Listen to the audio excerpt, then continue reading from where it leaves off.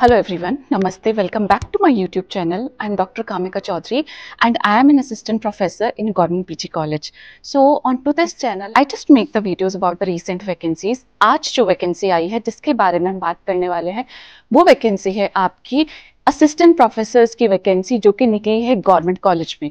जो कॉलेज का नाम है वो है आपका Shivaji college and this is a college which comes under the university of Delhi. So Delhi based आपकी पोजीशन होने वाली है। इस जॉब में अब जितने भी आपके एलिजिबिलिटी क्राइटेरियाज हैं, जो आपकी क्वालिफिकेशन सब चीजें मांगी हुई हैं, let us just see with the help of this particular PDF. Okay, so हम देख सकते हैं कि ये जो पोस्ट आई है आपकी शिवाजी कॉलेज की तरफ से पोस्ट आई है। ठीक है, शिवाजी कॉलेज की वेबसाइट पे आप लोग जाएंगे विच इज योर www.shivajicollege.ac.in।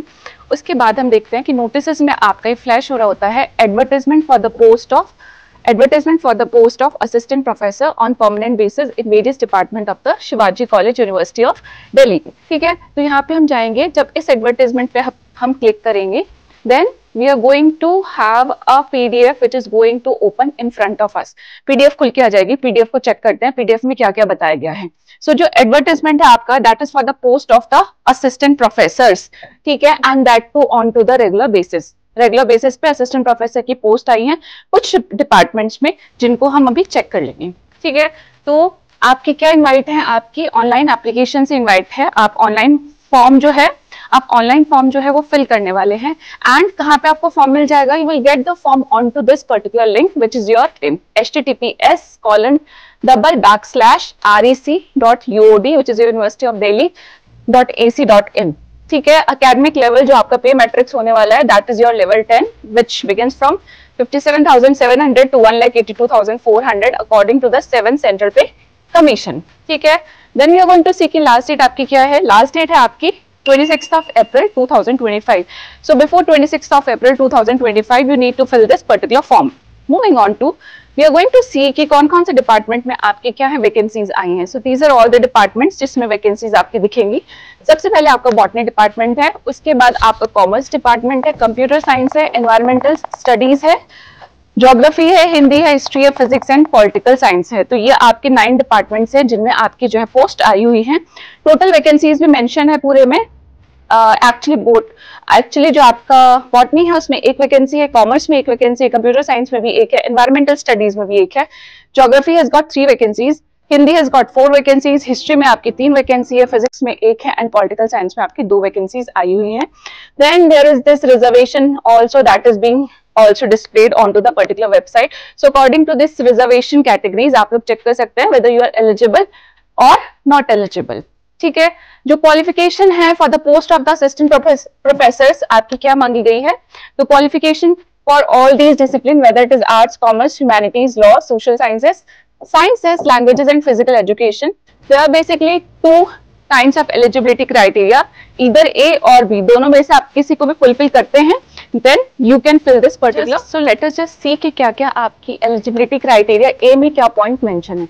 तो ए में जो पॉइंट्स मेंशन है वो है कि या तो आपके पास मास्टर्स की डिग्री हो जिसमें आपके 55% मार्क्स आए हों। ठीक है, उसी के साथ साथ में आपने क्या क्वालिफाई किया हो, you must have qualified the UGC net examination. अगर आपके पास ये दोनों क्राइटेरियाज हैं इनमें से किसी भी सब्जेक्ट में then you are eligible, then you are qualified for applying to this post। ठीक है, then you can apply। Now moving on to the second criteria। second criteria बोलता है आपका कि अगर आपने फर्स्ट की बजाय आपके पास ये क्राइटेरिया फुलफिल करते हो then also you are eligible. क्या है वो, कि आपने पीएचडी की डिग्री ऑब्टेन करी है from any foreign university that comes under the world university ranking. ठीक है, आपकी क्यूएस वर्ल्ड यूनिवर्सिटी रैंकिंग 500 के अंदर अगर आपकी यूनिवर्सिटी आती है, फॉरेन की यूनिवर्सिटी जहां से आपने पीएचडी डिग्री परस्यू की हो, ठीक है, टाइम्स हायर एजुकेशन की लिस्ट में आती हो या फिर academic ranking of world universities की लिस्ट में अगर आपकी यूनिवर्सिटी फॉलो इन करती है then also you are eligible for applying to this particular post. Right, now we are going to see there are certain general note जो हम देख लेते हैं, इंपॉर्टेंट है।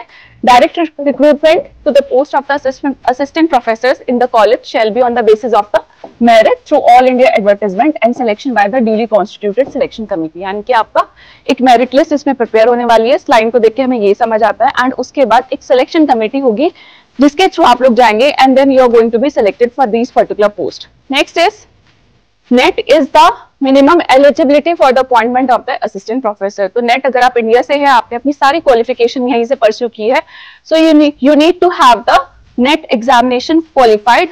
अलॉन्ग विद दैट, अगर आपने क्या है, आप वो कैंडिडेट हैं जिन लोगों के पास पीएचडी डिग्री है, पर वो पीएचडी डिग्री किन रेगुलेशन के अकॉर्डिंग है, वो पीएचडी डिग्री आपके यूजीसी रेगुलेशन 2009 एंड 2016 के अकॉर्डिंग है, then you are exempted from the eligibility of the NET examination. Means आपने पीएचडी करी है, that too according to the UGC regulation 2009 and 2016, then you are exempted from this. Now the clearing of the NET shall not be required for the candidate in such discipline जिसमें net examination होता ही नहीं है। ठीक है, तो कुछ ऐसे discipline होते हैं जिनमें आपका नेट का एग्जामिनेशन कंडक्ट नहीं कराया जाता, वो जो कैंडिडेट्स हैं वो इस वाली रिक्वायरमेंट से क्या होंगे, they will be saved from this. Now minimum of 55% marks आपके रिक्वायर्ड हैं।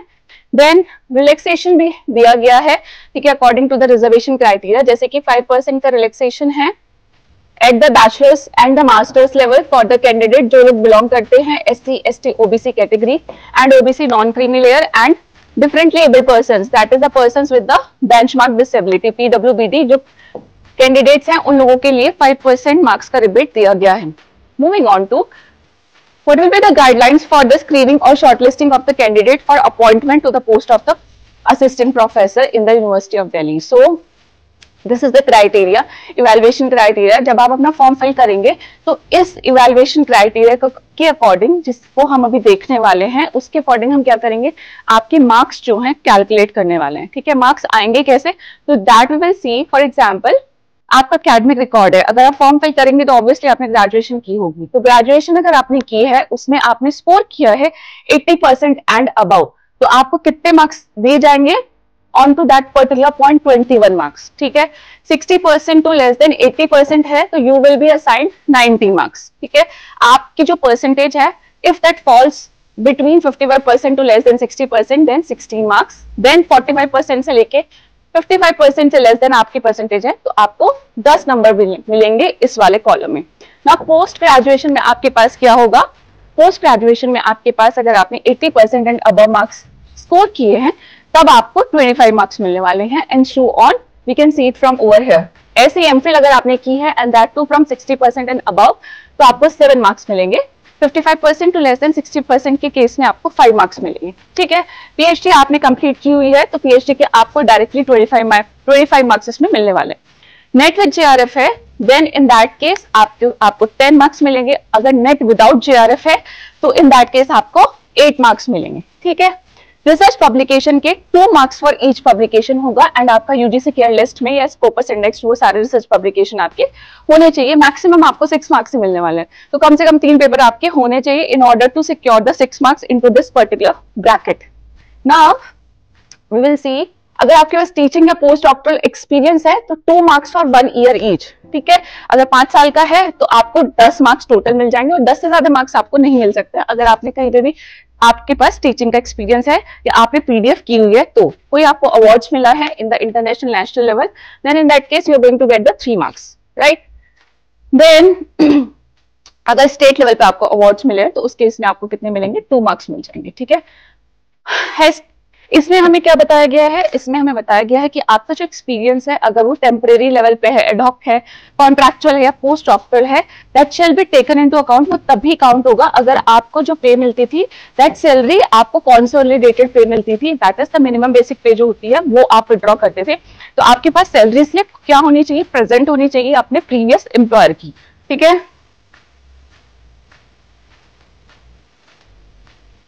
so this is how the everything is being calculated। जो आपका MPhil, MTech, LLM, MEd और equivalent plus PhD maximum 25 marks, JRF net के 10 marks, and आपके awards की category में 3 marks होते हैं। ठीक है, तो एकेडमिक स्कोर में आपका क्या है, 84 मार्क्स आया total.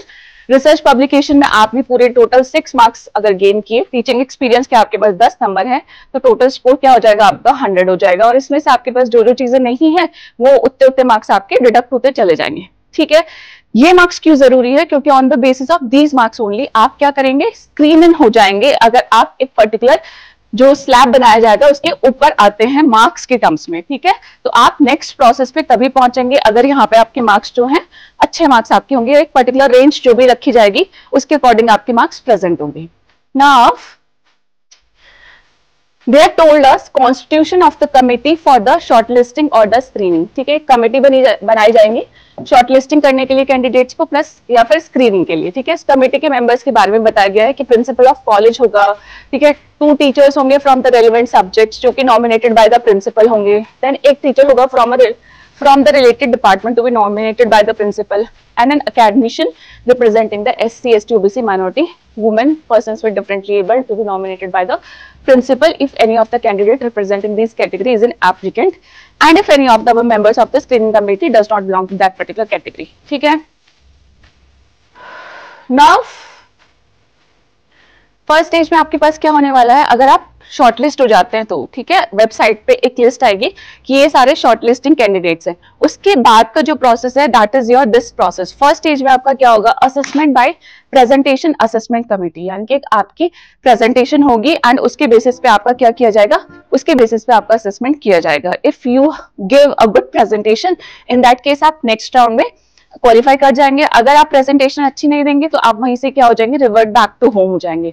So again this is going to be a very important stage, and after the presentation you will be called for the interview thing, then you will be sitting in front of the interview committee or the interview selection committee or the final selection committee जिसके सामने आपका interview होगा, and then final decision जो भी होगा according to that particular decision you will be selected in these particular posts।